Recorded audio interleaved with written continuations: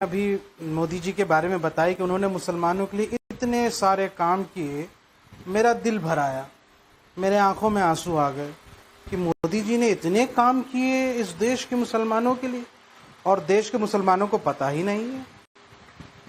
यानी कि हिंदू हृदय सम्राट मोदी जी अब क्या अपना मन बदल रहे हैं?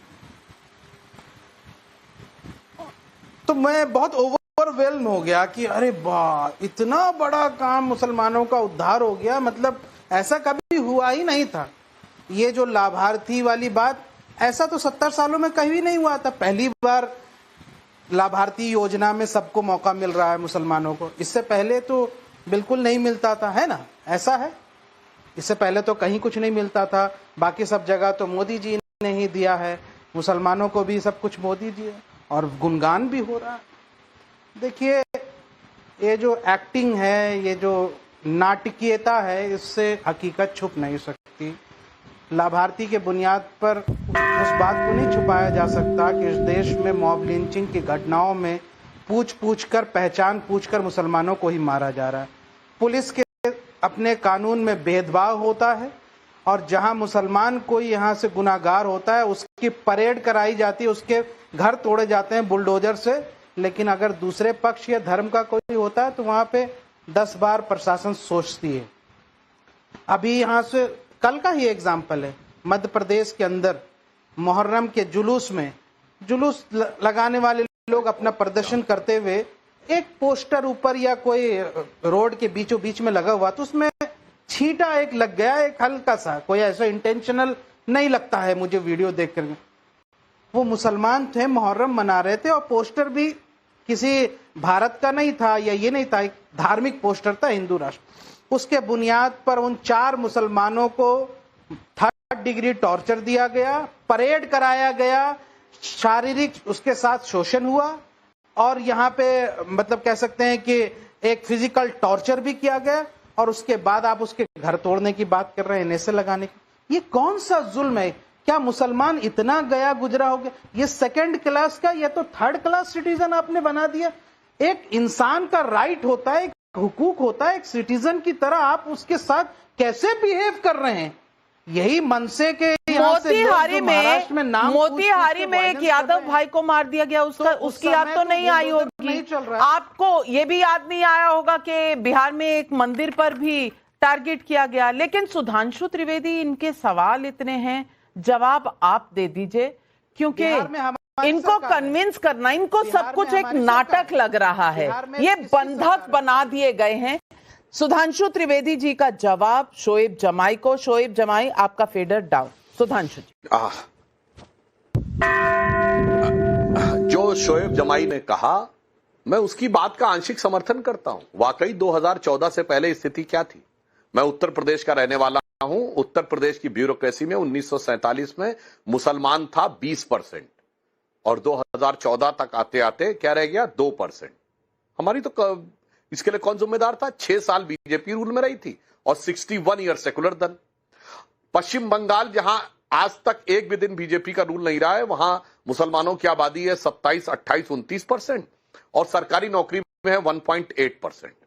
गुजरात, जिसके बारे में आप लोग तमाम अनेक प्रकार की बातें करते हैं, मुसलमानों की आबादी 10%, सरकारी नौकरी में लगभग 9% के आसपास। यह होता है ईमानदारी से काम करना। और उसके बाद देखिए मुसलमान कहां से कहां पहुंचे। पढ़ाई लिखाई में मुसलमानों की स्थिति यह थी कि सैयद मुसलमानों का जो लिटरेसी रेट था वो एवरेज से 3 गुना ज्यादा था 1931 में। यूपी में सैयद मुसलमानों का लिटरेसी रेट था 24%। पूरे भारत का, उत्तर प्रदेश का था 8%। हिंदुओं में सबसे पढ़ी लिखी जात मानी जाती थी ब्राह्मण, वो 15% थे और क्षत्रिय 13% थे। सैयद मुसलमान 24% थे। फिर मुसलमान एकदम पीछे रह गए, क्योंकि वो तो सियासत में वो केवल वही देखते रह गए ना कि पढ़ाई लिखाई सब दरकिनार होती चली गई। और रही बात इसकी मॉब लिंचिंग, तो मैं शोएब जमाई जी को याद दिलाना चाहता हूं, क्यों हमारी सरकार आने से पहले कश्मीर में हर जुमे के दिन एक मस्जिद से एक मॉब निकलती थी नारे लगाते हुए, और फिर कोई इंस्पेक्टर अयूब पंडित जैसे किसी व्यक्ति को मार दिया करती थी। ये तो सेकुलरिज्म का सुंदर संगीत था। फिर ISIS के नारे लगते थे, ISIS का झंडा लगता था, फिर मेरी जान पाकिस्तान जिंदाबाद। ये सब तो ये सब मॉब लिंचिंग थोड़ी थी। फिर आइए आजाद मैदान 2012, किस बात को लेकर मॉब लिंचिंग हुई? अमर जवान ज्योति क्यों तोड़ी गई? क्योंकि फेसबुक पर कुछ पोस्ट आ गई थी जिसमें कहा गया कि ये बर्मा में मारे गए रोहिंग्या मुसलमानों की फोटो है। बाद में पता चला थाईलैंड में तूफान में मारे गए लोगों की फोटो थी। अगर मान भी लिया जाए कि बर्मा के रोहिंग्या मुसलमान मारे गए थे, तो भैया आजाद मैदान में किस बात को लेकर अमर जवान ज्योति तोड़ी गई थी मेरे भाई? वो मॉब लिंचिंग थोड़ी थी। अरे ये सब तो सेक्युलरिज्म का सुंदर संगीत होता था।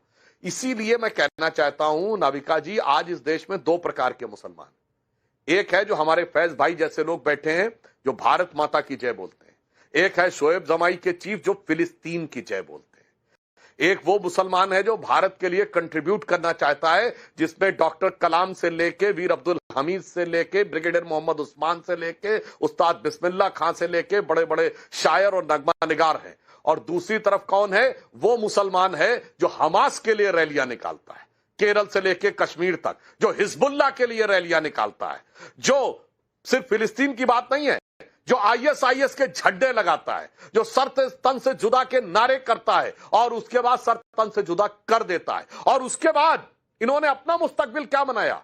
मैं एक बात फिर रिपीट कर देना चाहता हूं, पूरे भारत में आज सबसे अधिक पढ़ी लिखी कम्युनिटी कौन है? वो है पारसी। 0.001% की माइनॉरिटी है। सबसे ज्यादा साइंटिस्ट इंडस्ट्रियलिस्ट उन लोगों ने दिए हैं। सबसे प्रॉस्परस कम्युनिटी जो सबसे ज्यादा इनकम टैक्स पे करती है वो है जैन, एक माइनॉरिटी जो 1% की माइनॉरिटी है। सबसे एंटरप्रेन्योरशिप कम्युनिटी कौन है? सिख, जो 1.8% की माइनॉरिटी है। यहां तक क्रिश्चियंस में भी लिटरेसी का रेट बहुत अच्छा है। परंतु सबसे बड़ी माइनॉरिटी जो है, माइनॉरिटी में प्रचंड मेजॉरिटी जो है, वो जो है आज सबसे पीछे है। और तब जो नाविका जी मैंने पहले बोला था, पार्लियामेंट में दोबारा रिपीट कर देता हूं, जब आजादी मिली तो ना कोई क्रिश्चियन रियासत थी, ना कोई यहूदी रियासत थी, ना कोई पारसी रियासत थी। एक आधा महाराजा पटियाला को छोड़ दे तो एक दो सिख रियासतें थी, बस मुसलमानों की लाइन लगा के रियासत थी। नवाब पटौदी, नवाब रामपुर, नवाब भोपाल, जूनागढ़ के नवाब, भोपाल के नवाब, हैदराबाद के निजाम, और आके कहां से कहां फंस गए मेरे भाई? क्योंकि जो हुक्मराने वक्त थे, बिल्कुल पुराने वक्त थे, वो आज मजलूम हो गए क्योंकि सेक्युलरिज्म के जाल में ऐसे फंसे कि उलझलूल हो गए। मैं आज आपसे पूछना चाहती हूं आतिकुर रहमान, और सवाल मेरा इतना है, क्या मोदी साहब ने तुष्टीकरण की राजनीति पर चोट लगाई है, इसीलिए ये बंधक वाला नैरेटिव सेट किया जा रहा है? और चुनाव का वक्त तो है ही।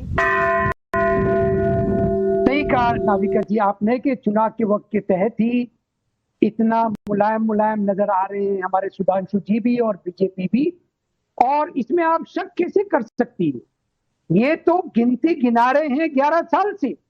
मैं सिर्फ एक ही सवाल पूछना चाहता हूं कि जब इतना आपने आभार प्रकट किया मुसलमानों के प्रति और तमाम वो चीजें खत्म कर दी जो कांग्रेस ने 70 सालों में की थी, भैया जरा सा बात कर लीजिए सुधांशु जी के आज का प्रेजेंट इकोनॉमिक, सोशल और एजुकेशनल बैकवर्डनेस मुसलमानों का क्या है? या इतने अच्छे हो गए मुसलमान, इतना भला हो गया मुसलमानों का मोदी काल के अंदर कि आज किरण रिजिजू जी ये बता रहे हैं कि भाई ये तो पलायन ही नहीं कर रहे हैं, बाकी सब पलायन करते हैं लेकिन मुसलमान पलायन नहीं करता है, खुशहाल है। इसीलिए तो अगर खुशहाल है तो बॉम्बे हाई कोर्ट ने 20 साल पहले सुधांशु जी 5% रिजर्वेशन मुसलमानों को देने क्यों कहा था, जो आज तक के 20 साल में कोई सरकार नहीं दे पाई? जो प्रेजेंट नाविका जी है, हमारी सरकार है महाराष्ट्र में, इसने Tata institute of social sciences को ये मुद्दा सौंप दिया है कि हमें बताइए कि मुसलमानों का एजुकेशनल बैकवर्डनेस कितना है, उस आधार पर बॉम्बे हाई कोर्ट के 5% रिजर्वेशन को वो सैंक्शन करेंगे। 20 साल हो गए, किसी ने हिम्मत नहीं की। ये है मुसलमानों का माइनॉरिटी स्टेटस नाविका जी। और ये बड़ी बड़ी बातें हाँक रहे हैं क्योंकि इलेक्शन के वक्त में ये जागते हैं, ये पसमानदा मुसलमानों का भला करने आ जाते हैं। सुधांशु जी जरा मुझे बताइए कि जितने भी मुसलमानों की आज तक के लिंचिंग हुई है, कितने सैयद थे उसमें, कितने अशराफ थे उसमें? अरे सारे पसमानदा मुसलमानों की लिंचिंग कर डाली और ये मुसलमान पसमानदाओं का भला करने जा रहे हैं। आप शर्म नहीं आती है सुधांशु जी आपको इन मुद्दों पे बात करते हुए? अगर आप एक्सेप्ट कर ले कि भाई मुसलमानों का सोशल, एजुकेशनल, इकोनॉमिक बैकवर्डनेस है, तो आपको रिजर्वेशन